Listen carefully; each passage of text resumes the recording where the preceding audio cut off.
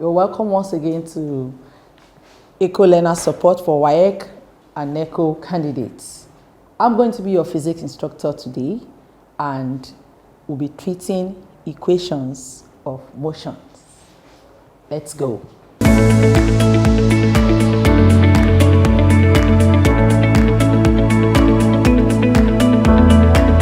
Eko Learners Support, a support program of the Lagos State Ministry of Basic and Secondary Education for WAEC and NECO candidates. Motion 2, equations of motion. The learning objectives that is expected at the end of the lesson is, number 1, you learners should be able to define the basic concepts that is related to motion, such as displacement, velocity, acceleration, and time. Secondly, you should be able to derive the 3 equations of motions. Thirdly, you should be able to explain the motions under gravity.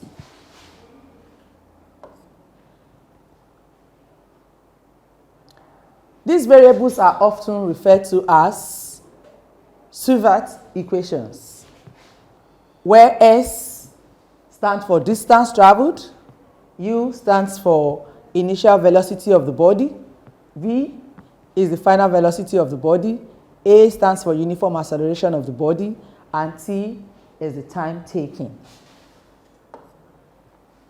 The 3 equations of motions are, the first equation of motion is V equals to U plus AT. The second equation is S is equal to UT plus half AT squared. Remember, V stands for velocity and S stands for distance or displacement. And the third equation is V squared minus U squared is equal to 2AS. The first equation. Consider a body having initial velocity U. Suppose it is subjected to a uniform acceleration A, so that after time, its final velocity becomes V. Now, the acceleration is the rate of increase in velocity to the ratio of time, where we have A equals V minus U all over T, or V, making V the subject of formula, we have V equals U plus AT, or where V is equal to AT plus U, which is equation 1. This equation is known as the first equation of motion. The second equation of motion, S, equals to UT plus half AT squared. Suppose a body has an initial velocity U and uniform acceleration A for time T, so that its final velocity becomes V. The distance traveled by moving body in time T is S. Then the average velocity becomes V plus U all over 2. And the distance traveled is equal to average velocity times time. So we have S equals to U plus V over 2. And we have T in brackets.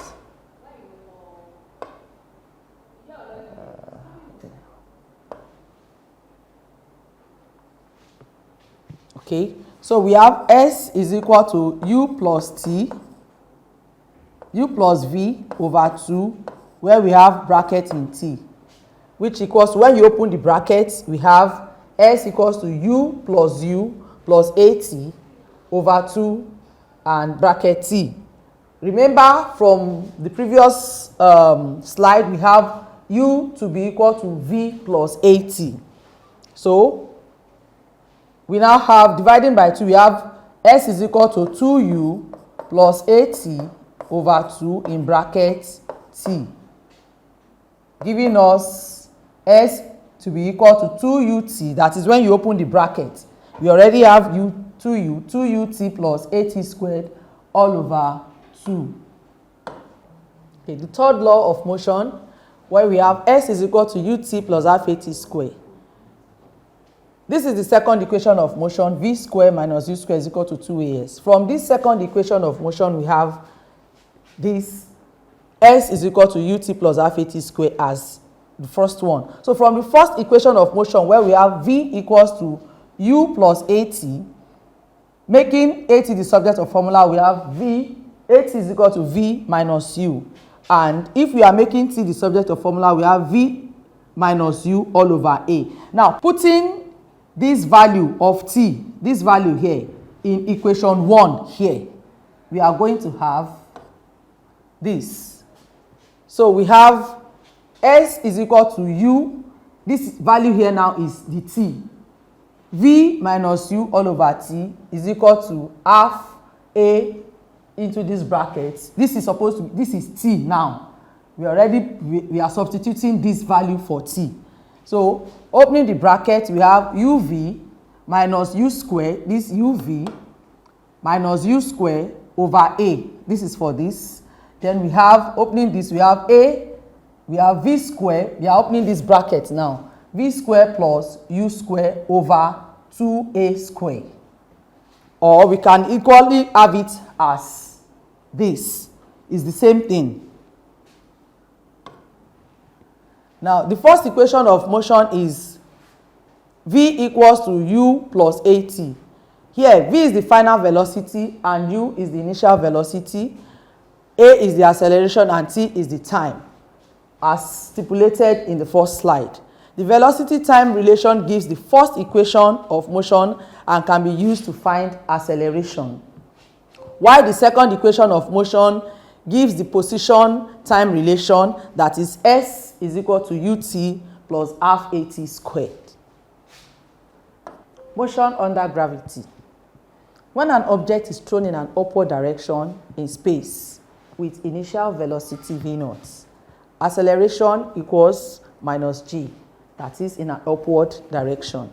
So equation of motion will be v equals v0 minus gt, and h will be v0 times t minus half gt square, and v square will be v0 square minus 2gh.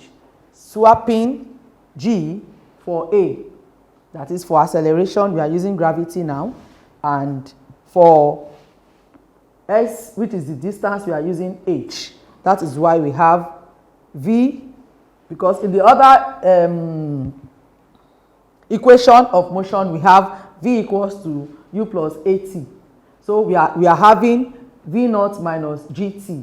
So we are swapping g for a and s for h. So this is the equation for motion under gravity. When an object is thrown in a downward direction, that is coming down and taking positive space, we have the initial velocity will be v0, while acceleration is plus g, that is in the downward direction. So the equation of motion will now be v equals v0 plus gt. Actually, we can write everything together. We just have the positive and the negative sign together. But I decided to separate it for positive direction and for negative downward direction and for upward direction. So we have v is equal to v0 plus gt, and s is equal to v0 times t plus half gt square, and v square will be v0 square times plus 2gh. So it depends on the direction the body is moving before that determines the positive or the negative sign you are going to use to solve the equation. So when an object is thrown in space in such a way that at first it goes up and then comes down, just like you can see in the diagram there. To solve such type of problem, the following sign convention is used, just like I told you previously. So for motional quantities in upward direction are taken as positive, while motional quantities which are in downward direction are taken as negative. So it now depends on the direction of the body that determines what you are going to use in the equation of motion for motion under gravity. If a body begins or starts from rest, its initial velocity u is equal to 0. And if a body comes to rest after undergoing motion, its final velocity will be 0. So acceleration is the rate of increase of velocity. Usually, acceleration means the speed is increasing. Take for example, when you are driving a car, they tell you as you continue to change your gear, it accelerates faster. So they will tell you you are moving forward, you are moving fast. So that is the rate at which you are moving. So it is an increase in the movement of what? The acceleration means the speed is increasing. So when an object moves in a circular path at a constant speed, it is still accelerating because the direction of its velocity is changing. Deceleration is just the opposite of acceleration, which is decreasing the speed. Now, I leave you to look at the practice question for 30 seconds. Question 1. A car is moving at a speed of 50 km per hour. 2 seconds thereafter, it is moving at 60 km per hour. Calculate the acceleration of the car. Question 2. A car attains 54 km per hour in 20 seconds after it starts. Find the acceleration of the car. I leave you to look at this in the next 30 seconds.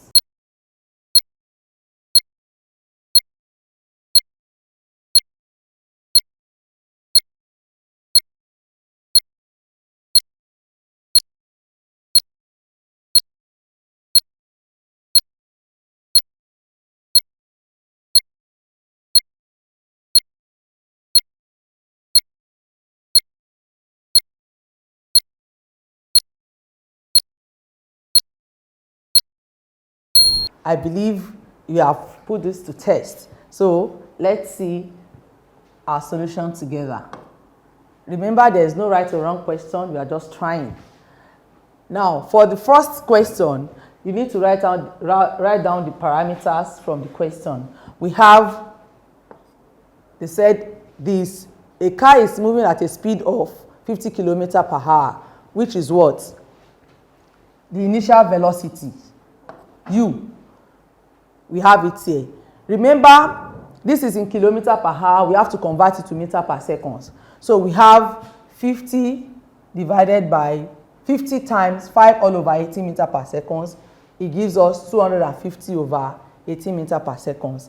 And v, the final velocity is what? 60 kilometer per hour. So this is u and this is v. That's the final velocity, and that is the initial velocity.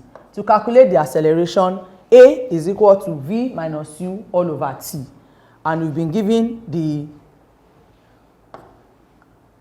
we have already done the calculation. We have brought it from kilometer per hour to meter per second. So this is u, v minus u. So this value here is v that we have here, minus u over t. Remember, the time taken is what? 2 seconds, as written in the question. So we have this as your answer. I hope you get the same answer like I did. Then let's go to the next question. Bring out the parameters. Now, from this second question, they said a car attains 54 km per hour in 20 seconds after it starts. After it starts. So that is why we have the initial velocity. Remember here, the initial velocity is given before it accelerates and gain more speed. But here, they said after it starts, find the acceleration. So we have u is 0 as the car starts from rest. Then t is 20, is already given in the question, 20 seconds after it starts. So we already have t, we have our u to be 0, then we are looking for, a. So we have a to be v minus u all over t, and from the question we have our a to be 50 meter per second after converting from kilometer per hour to meter per second. So this is u, which is 0, and the t is what? 20. So the total acceleration move is what? 0.7 meter per second square. Hope you got the same answer as I did.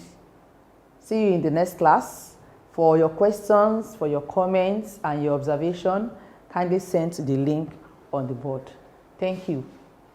Acing your WAEC and NECO examinations has been made easy by the Lagos State Ministry of Basic and Secondary Education with the Eko Learners Support for WAEC and NECO Candidates television program. Join seasoned teachers as they take you through these core subjects: mathematics, English language, physics, chemistry, and biology, targeting the exact syllabus of WAEC and NECO.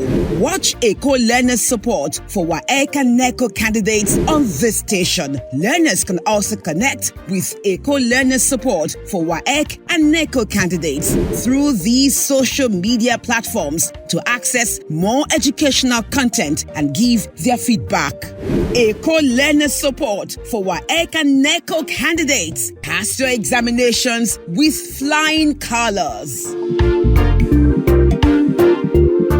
Hello learners, you're welcome again to another physics session with me. I'm going to be your instructor. You're welcome to Eko Learners Support for WAEC and NECO candidates. Let's go.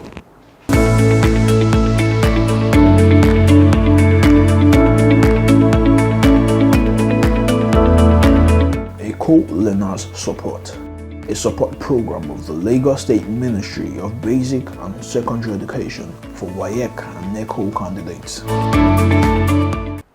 We'll be talking about thermometers in today's physics class. Thermometers. The learning objective at the end of the class is for you students to be able to define what a thermometer is, to be able to list the different types of thermometers, and to talk about, explain, know how to describe the uses of a thermometer. Types of thermometer. We have clinical thermometer or medical thermometer. We have laboratory thermometer, digital thermometer, infrared hair thermometer, mercury thermometer, alcohol in glass thermometer, constant pressure gas thermometer, and constant volume thermometer, and so on. We'll be talking about these thermometers, types of thermometers. A laboratory thermometer is used to measure the boiling point and freezing point during science experiments.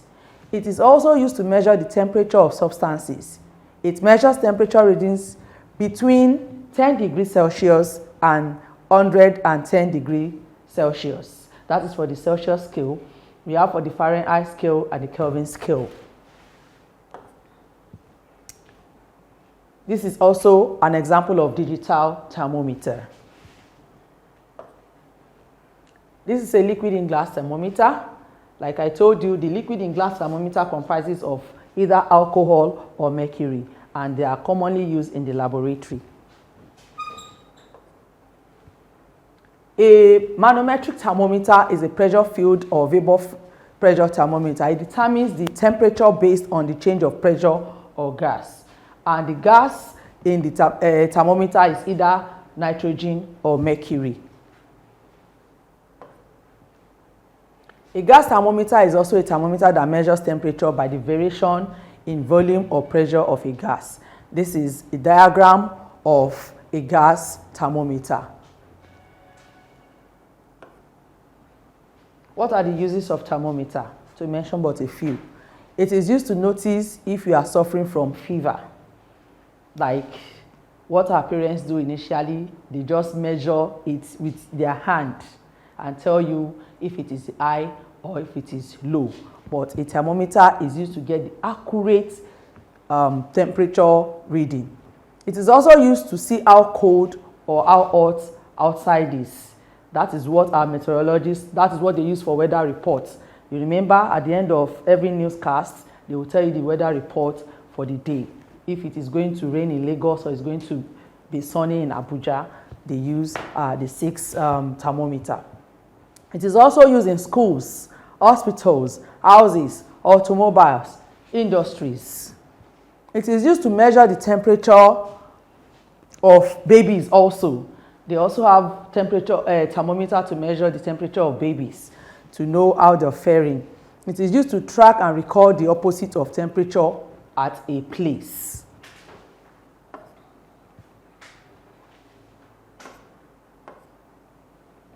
A thermometer is also a tool that is used to measure the temperature of solids, liquids, and gas.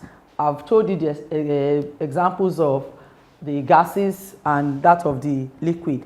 Thermometer can also measure the temperature gradient, which is an object's degree of coldness or hotness. That is where the determination of the scale we are going to use comes in. Thermometer comprises of two primary components: the temperature sensor, which detects the temperature changes, and that is what the thermometer does. It measures the rate of change in what? Temperature. Thermometers are used widely in technology and industry to monitor processes. In meteorology, I already explained that.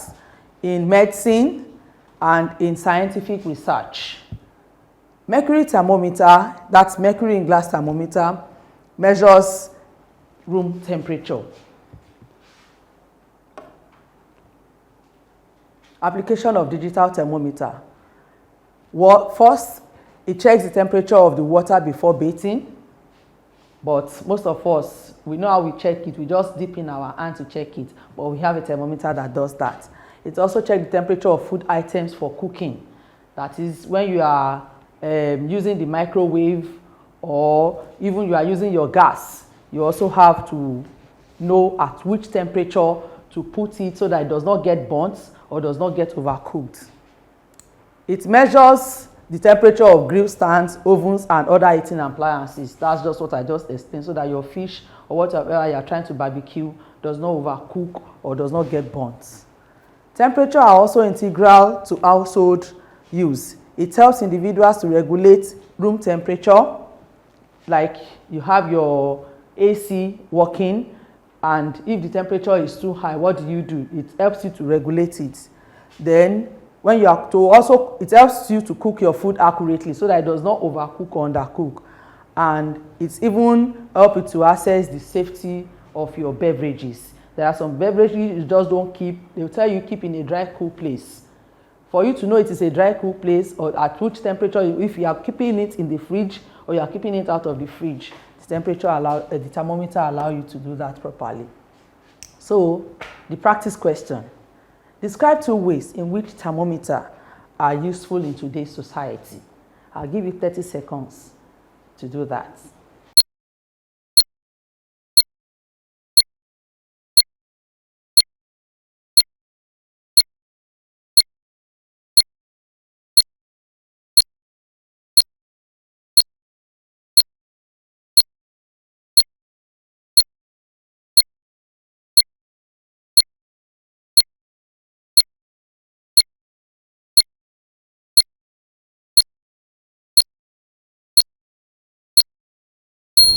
Yes, I believe you have more than 2 ways to which you can make use of thermometer in today's society.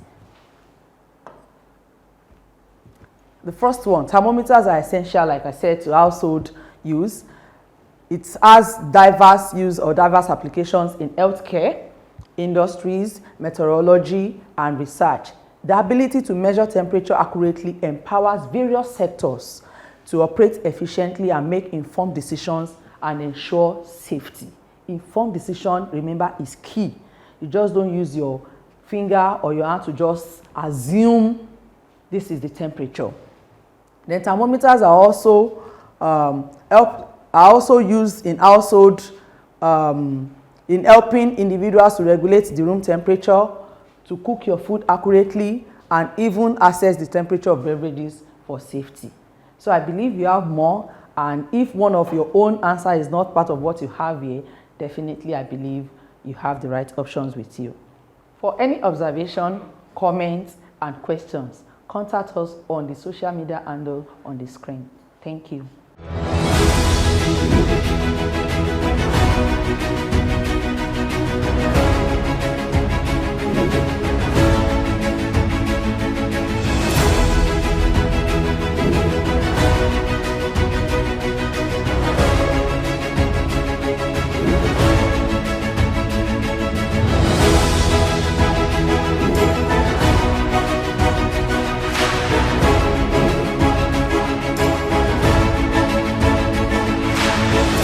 Thank you.